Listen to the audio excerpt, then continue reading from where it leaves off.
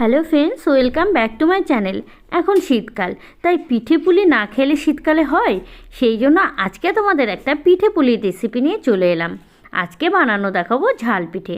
অনেকেই মিষ্টি পিঠে পছন্দ করো না, সেক্ষেত্রে তোমরা ভাবো ঝাল পিঠে কী করে খাওয়া যায়। তো চলো আজকে রেসিপিটা দেখিয়ে দিই। আমি নিয়েছি এখানে মাসকলাইয়ের ডাল।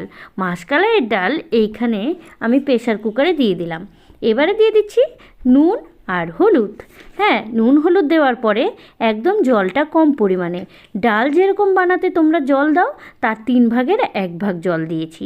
দেওয়ার পরে এখানে নুন হলুদ দিয়ে সর্ষের তেল একটুখানি দিয়ে দিলাম, যাতে করে ডালটা খুব তাড়াতাড়ি সিটি পড়ে যায় আর খুব ভালোভাবে সেদ্ধ হয়ে আসে। এবারে আমি একটা কড়াইয়ে, কাঠখোলায় বলতে পারো, মানে তেল ছাড়া কড়াইয়ের মধ্যে দিয়ে দিলাম কিছু শুকনো লঙ্কা। এটাকে আমাকে একটু ভেজে ভেজে নিতে হবে কাঠখোলায়।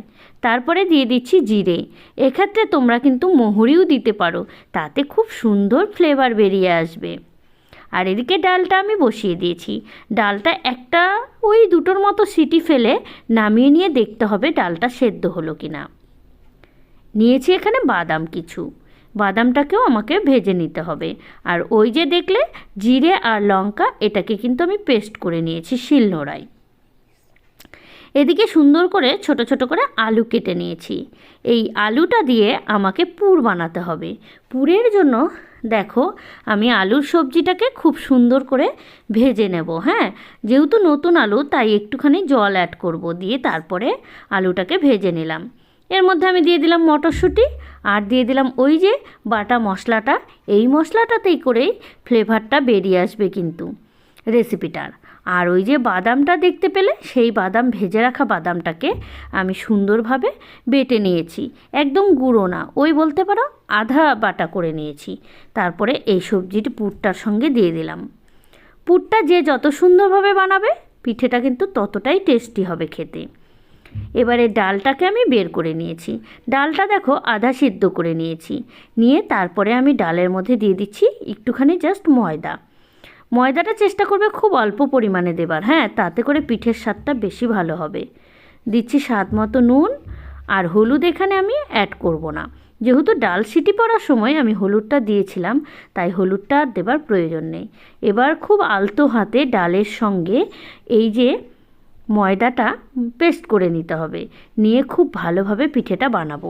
দেখতে থাকো কি সুন্দরভাবে পিঠেটাকে আমি করছি। এবারে ময়দা দেবার পরে দেখলাম যে ডালটা বেশ মাখো মাখো হয়নি, মানে খুব ঘ্যাল ঘ্যাল করছে। হ্যাঁ, আর একটু ময়দা দিলে বেশ একটু শক্ত টাইট টাইট ব্যাপার একটা চলে আসবে। তাই আমি আরও একটুখানি ময়দা অ্যাড করলাম। ডালটা আমার একটুখানি বেশি সেদ্ধ হয়ে গেছে, তোমরা ডালটাকে আরও একটু কম সেদ্ধ করবে। ওই যখন দানা দানা পরিমাণ থাকবে তখনই তোমরা ডালটা নামিয়ে নেওয়ার চেষ্টা করবে।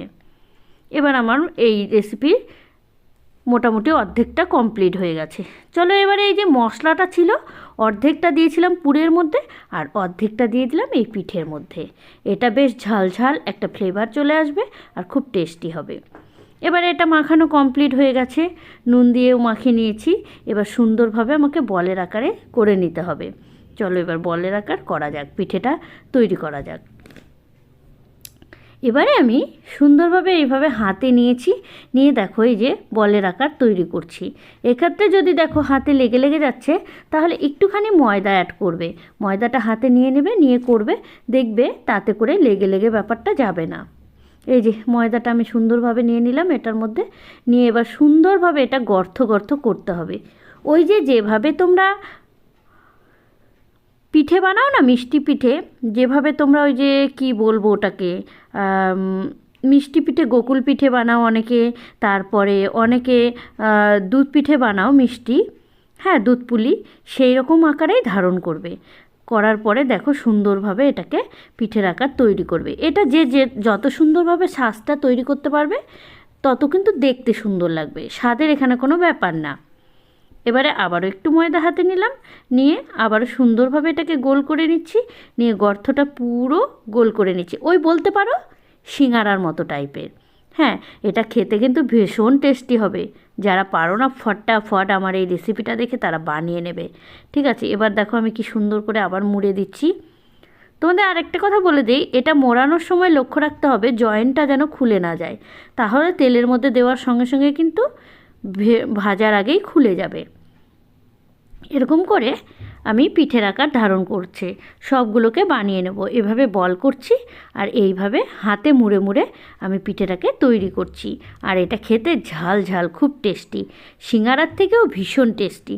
এবারে দেখো পুরটাকে আবার সুন্দরভাবে ভেতরে ঢুকিয়ে দিলাম, দিয়ে আবারও পিঠেটাকে মুড়ে দিলাম। এইবারে পিঠে সম্পূর্ণটাকে আমি মুড়িয়ে মুড়িয়ে তৈরি করে নেব। এভাবে একে একে সবগুলোকে তৈরি করে তোমাদের দেখাই। সবগুলো পিঠে তৈরি হয়ে গেছে, তোমাদের কাছ থেকে সুন্দরভাবে দেখিয়ে দেই। এই দেখো সবগুলো থালে থালে আমি বেড়ে নিয়েছি পিঠেগুলো। পিঠেগুলো একটার সঙ্গে আরেকটা কিন্তু লাগিয়ে লাগিয়ে রাখিনি, তাতে ভেঙে যাওয়ার সম্ভাবনা থাকবে। এবার কড়াইয়ে তেল গরম করে নিয়ে সুন্দরভাবে পিঠেগুলো ভেজে নিচ্ছি। দেখো একেবারে তেলটা গরম হয়ে গেলে তবেই কিন্তু পিঠেটা আমার দিতে হবে।